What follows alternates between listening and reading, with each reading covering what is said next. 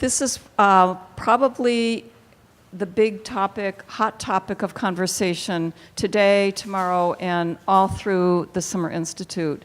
We will be having a number of different sessions on WIOA. There will be some state-level panels on WIOA and what's happening with the state leadership, and also what's happening in terms of our partners in Titles 1, 3, and 4.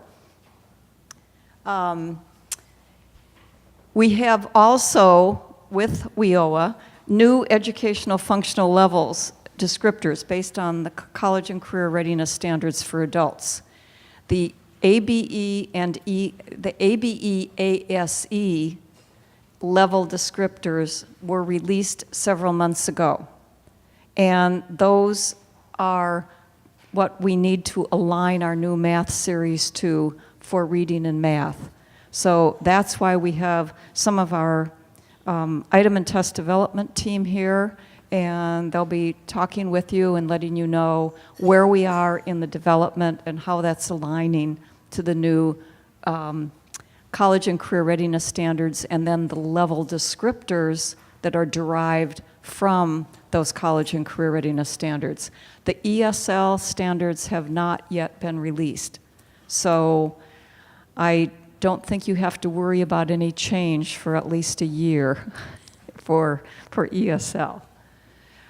There's new emphasis on integration of education and training and an emphasis on career pathways. We have been talking about career pathways and integrated education and training for the last several years, but now it is in the regulations, and as we move forward for 2016-17, all of the states will be implementing emphasis on a career pathway and more emphasis on integrated education and training. And we'll be having some sessions. What does that mean? How are the states looking at designing the integrated education and training?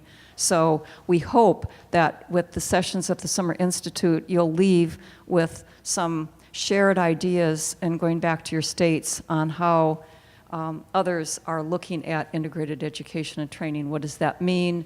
What about career pathways for our students, especially those students who are at the very lowest levels of ABE and ESL? We now have common measures, skill gains for all partners, not just WIOA Title II. This has been a disconnect with WIA, and we've all felt a little bit of a disconnect when there were different measures for Title I versus Title II. And so there were some loud voices that gave input into the development of the WIOA regulations.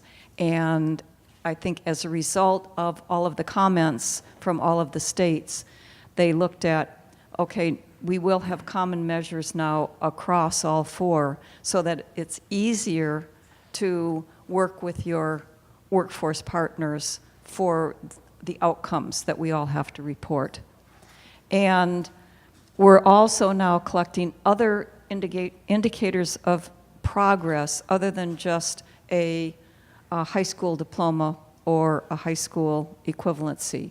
And we'll be tracking and reporting out credentials, degrees, some certificates, etc.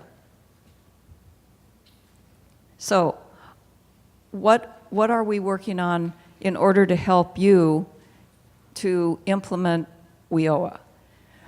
For the past several years, we've talked about content standards and the alignment to the adult college and career readiness standards. And Linda today, I think, is going to tell you about the final version, yes, Linda, final version of the reading content standards that are all aligned with the college and career readiness standards for adult ed.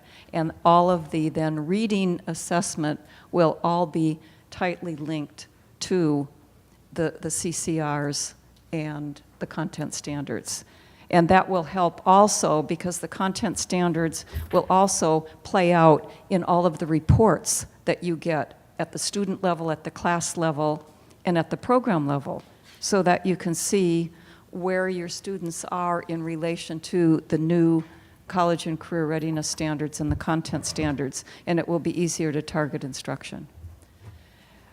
Transitions. We will be talking today about documenting skill gains and workforce skills. We'll also be talking a little bit about the National External Diploma Program and how that's helping transition adults from getting their high school diploma and into post-secondary transitions.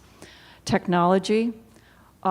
Richard's going to be talking a little bit about TOPS Enterprise and how there's an interoperability with WIOA partners and how you can use the CASAS assessments and you can use TE, which have both import and export capabilities, and be able to align more with your workforce partners and share data.